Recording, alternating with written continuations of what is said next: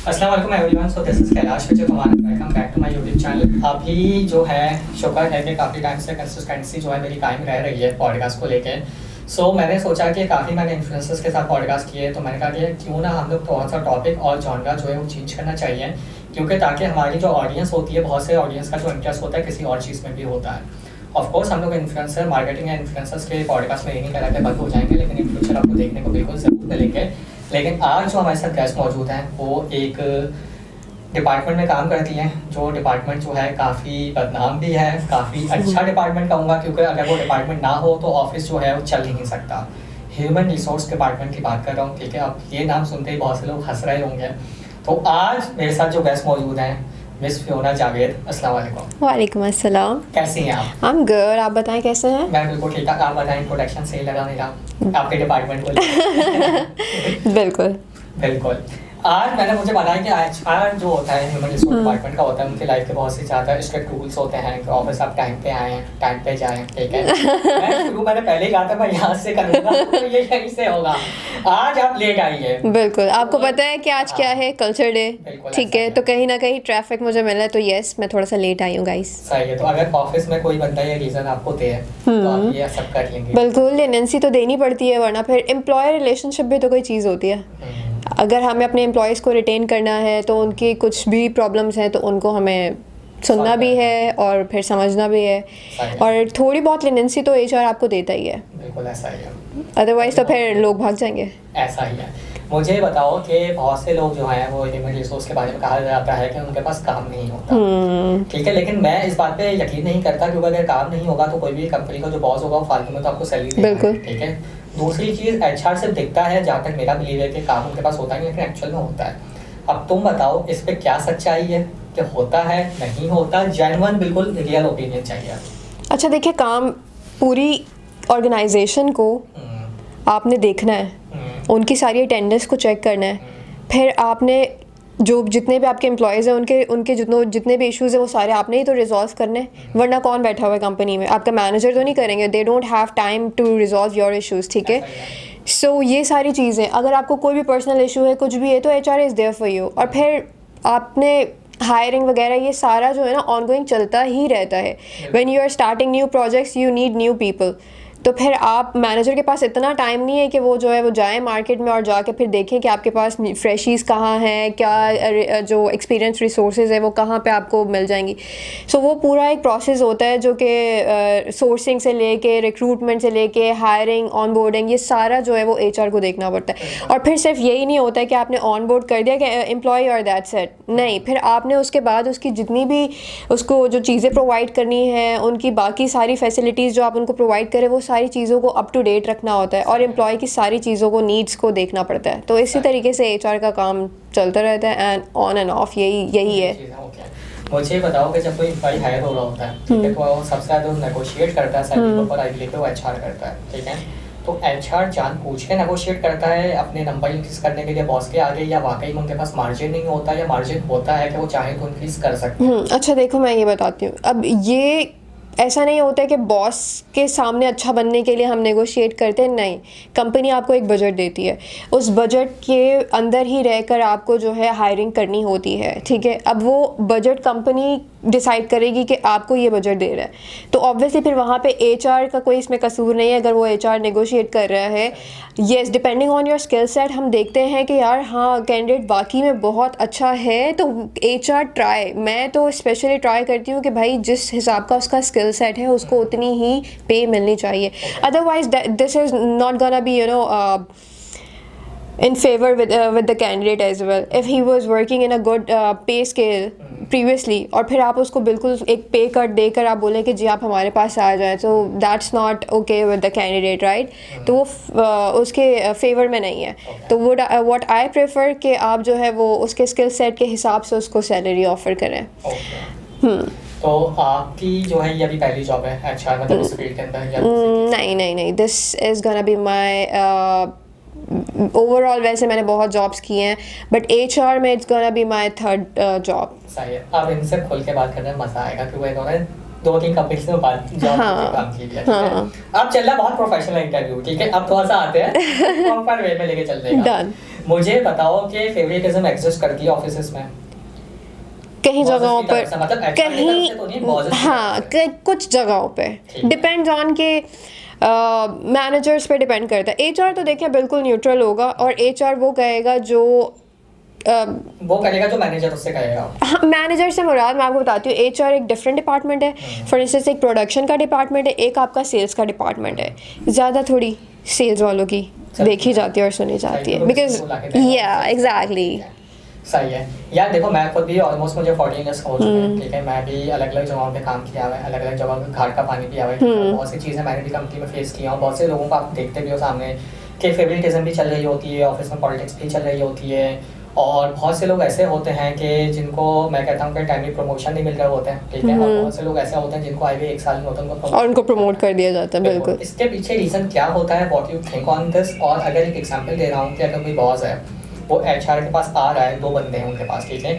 एक जो 2 साल से प्रमोशन जिसको नहीं मिली और एचआर को आके उसके बारे में कुछ नहीं बता रही है प्रमोशन देना है, या एक बंदा हुआ है जिसको आए हुए 1 साल हुए हैं और उसको लाके बॉस बोल रहे हैं एचआर के आगे जिसको प्रमोशन देना है, तो एचआर का वहाँ पे स्टैंड लेता है या नहीं लेता? अच्छा मैं बताती हूँ, इसमें एचआर का कोई लेन देन नहीं होता है। प्रमोट करना, जो मैंने आपको बताया, कंपनी का जो बॉस है ना, कंपनी के बॉस के अंडर में एचआर भी है, ठीक है, और अदर टीम्स भी है। अब जो अदर टीम्स के मैनेजर हैं, ठीक है, वो बेसिकली एचआर से रिलेट कर रहे होते हैं और वो एक एम्प्लॉय के और एचआर के बीच में मिडल मैन होता है, ठीक है। If that manager is saying कि इस बंदे को प्रमोशन देनी है तो आपको देनी पड़ेगी। एचआर उसकी पूरी आप एक इवैल्यूएशन करवाते हैं, ठीक है। पूरे ईयर का एक एनुअली एक इवैल्यूएशन फॉर्म होता है, वो रन किया जाता है, उस पर देखा जाता है कि उसकी परफॉर्मेंस कैसी रही है, ठीक है। आपके पास रीजन होने चाहिए। मैनेजर उसमें पूरा आपको लिख के देगा कि इसकी परफॉर्मेंस अच्छी रही है, इसने टारगेट्स कंप्लीट किए हैं, इसने इतना काम किया है, तो इसको आप प्रमोट कर दें। HR has no issues giving you promotion. अगर आपकी प्रमोशन रुक रही है या कुछ है तो you need to talk to your manager, you need to resolve issues कि कहाँ पर आपके काम में कहाँ पर कमी रही है, you need to improve that, वहाँ पर आपको काम करना है। ओके। और अगर मैनेजर के वो फेवरेट एम्प्लॉइज में से ना हो तो फिर वो क्या करे बेचारा? वो फिर मेहनत करे फेवरेट बनने का, क्योंकि उसको फिर थोड़ी बहुत मेहनत करनी ही पड़ेगी। यानी तुमने छुपे अल्फाज में बहुत कुछ बोल दिया है। एग्जैक्टली। ठीक है, अच्छा ओके। मुझे बताओ कि एचआर जो है दिन बना रहा होता है, फंडे हो गया या ऑफिस में जो ढोलकियाँ हो रही होती है, किसी की शादी हो रही है तो ढोलकियाँ मनाई जा रही होती है, मेहंदी की जा रही होती है। So what is your opinion कि ये होना चाहिए या नहीं होना चाहिए? अगर मैं अपना ओपिनियन दूँ तो मेरा ये ओपिनियन है कि यार अगर करो, अगर आपके पास बहुत ज़्यादा एक्स्ट्रा बजट है। लेकिन एक एग्जाम्पल देता हूँ कि आपके एम्प्लॉइज़ हैं, पहले आपको एम्प्लॉइज़ का ख्याल रखना बहुत ज़्यादा ज़रूरी है। एक एग्जांपल देता हूँ कि आपका कोई पियोन है या स्वीपर है, उसकी लाइफ में या उसके घर पे बहुत ज़्यादा फाइनेंशियल इश्यूज चल रहे हैं, तो आप वो ढोलकी का पैसा वहाँ लगाने के बजाय अगर उसकी हेल्प कर लो तो वो ज़्यादा बेहतर है। लेकिन तुम्हारा इस पर क्या opinion? This is my opinion कि ये होना चाहिए। अच्छा, ये होता है कि ये भी इम्पॉर्टेंट है और दूसरे हैंड पर इन आवर ऑर्गेनाइजेशन जो मैं बताऊंगी हमारी कंपनी में, तो we do help them as well, ठीक है। तो हम इतना ज़्यादा इवेंट्स नहीं कर रहे होते हैं, but yes to entertain your employees, क्योंकि आप डेली रूटीन में काम करके आप बोर भी हो जाते हैं। तो ये जो छोटी छोटी एक्टिविटीज़ होती हैं, जो इंटरनेशनल मैन डे हो गया, इंटरनेशनल वुमेन डे हो गया, कोई आपका कोई इस तरीके की सेलिब्रेशंस हो गई, हाँ अवेयरनेस वगैरह वाली हो गई, या कोई आपने सेलिब्रेशन आपने कर ली, ईद पे कुछ आपने गेट टुगेदर कर लिया, अफ्तारी पे आपने एक अफ्तारी इवेंट कर दिया, तो इससे आपके जो एम्प्लॉयज़ होते हैं वो थोड़ा इंगेज रहते हैं with your organisation and they really enjoy कि हाँ हमारी ऑर्गेनाइजेशन में आप एम्प्लॉयज़ का ख्याल। तो इसी तरीके से फिर हम जब अगर ये छोटी बहुत एक्टिविटीज़ कर रहे हैं तो ऑन द अदर हैंड हम बाकी भी उनकी जो है केयर कर रहे हैं हर तरीके से।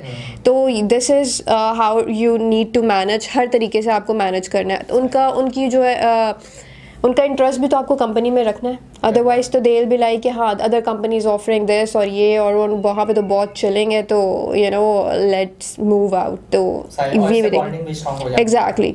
तो बेसिकली आपको जो यही आपका है एम्प्लॉय एंगेजमेंट, और आपको उस पर ही काम करना होता है। ठीक है।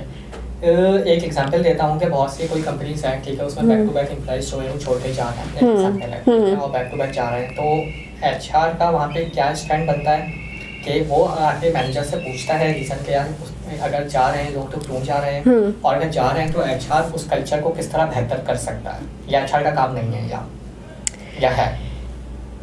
अगर लोग जा रहे हैं तो ऑब्वियसली, अगर लोग खुद से रिज़ाइन कर रहे हैं तो फिर तो HR को ऑब्वियसली वो सोचेगा, देखेगा कि भाई क्यों जा रहे हैं, क्या प्रॉब्लम्स हैं और इसको हम किस तरीके से रिजॉल्व कर सकते हैं।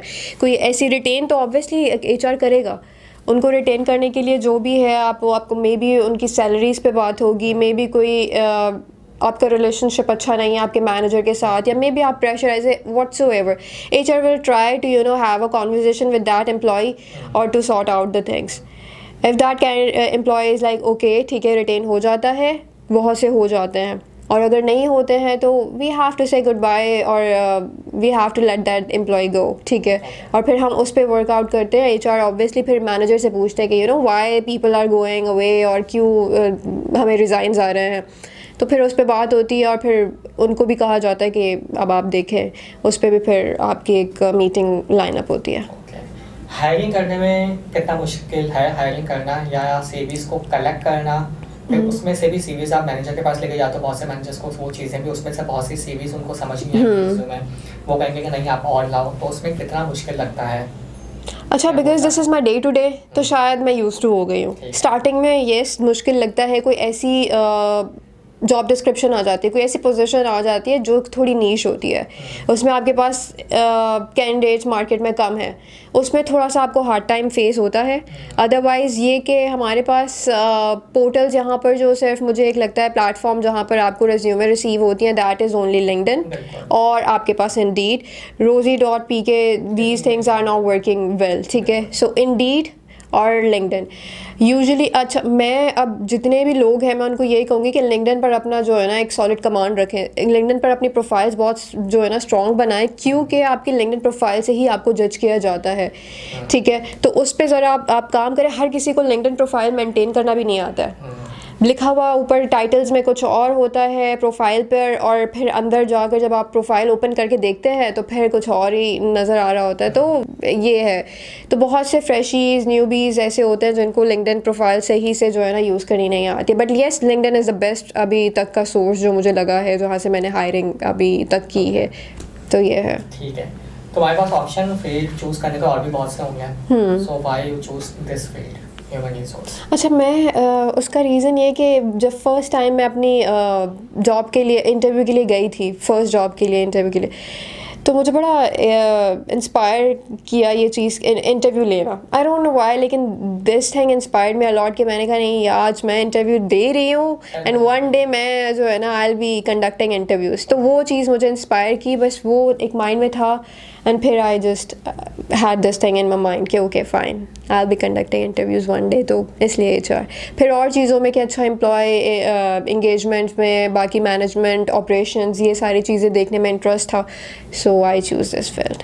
ओके, ठीक है। जब कोई एम्प्लॉय लीव्स के लिए अप्लाई कर रहा होता है तो बहुत से मैनेजर्स को इश्यूज होते हैं, ठीक है। एक एग्जांपल देता हूँ कि अगर कोई एम्प्लॉय है और वो लीव लेना चाह रहा है, ठीक है, लेकिन उसका मैनेजर अलाइन नहीं है, तो क्या वो ज़बरदस्ती लीव ले सकता है क्योंकि कंपनी को उसको दे रही है, या नहीं ले सकता, या कंपनी टू कंपनी वेरी करता है? हाँ, कंपनी टू कंपनी वेरी भी करता है। आप कुछ कंपनीज़ में आप सिर्फ पोर्टल पे जाएं और अपनी लीव्स का मैनेजर से डिस्कस करके कि मुझे इस डेट से लीव्स अप्लाई चाहिए, मेरा ये है, जो भी है उसको, भाई लीव्स मिली है ना आपको annually, so you can avail those leaves.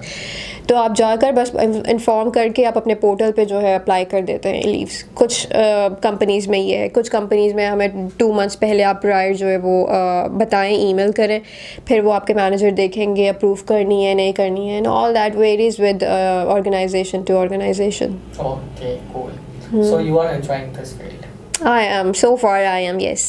ठीक है। के अलावा तुम्हारी खुद की पर्सनल रूटीन क्या है, पर्सनल लाइफ क्या है, ठीक है, HR फील्ड के अलावा? मतलब HR को अगर मैं देखता हूँ तो मुझे लगता है कि यार मेरी एग्जाम में ये है कि बहुत ज़्यादा डिसिप्लिन बंदा या जिसकी लाइफ में और कुछ भी नहीं है। नहीं, ऐसा दिस इज माय ओपिनियन कि वो सुबह बेचारा आता है, बेचारा सीवीज कलेक्ट करता है, कंडक्ट करवाता है, काम करता है, घर जाता है, वो बहुत डिसिप्लिन बंदा है।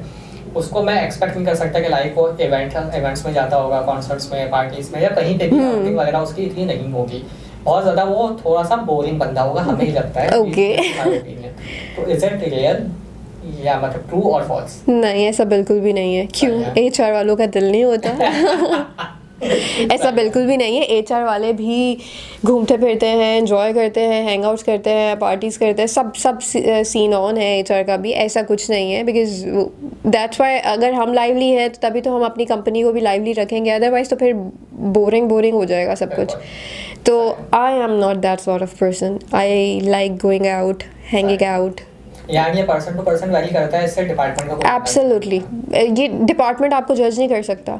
आप वो that is my professional thing. बाकी मेरी personal life is different. Office में I am different, it's not different but yes I have to be very professional at my work, और पर्सनल लाइफ में it's very different. Okay. Monday की meeting जो होती है वो ज़रूरी होती है, क्योंकि मुझे लगता है कि मंडे की मीटिंग पहले होती है कि क्या क्या करना है, फिर उसी दिन शाम में मीटिंग हो रही होती है, फिर क्यों नहीं हुआ है?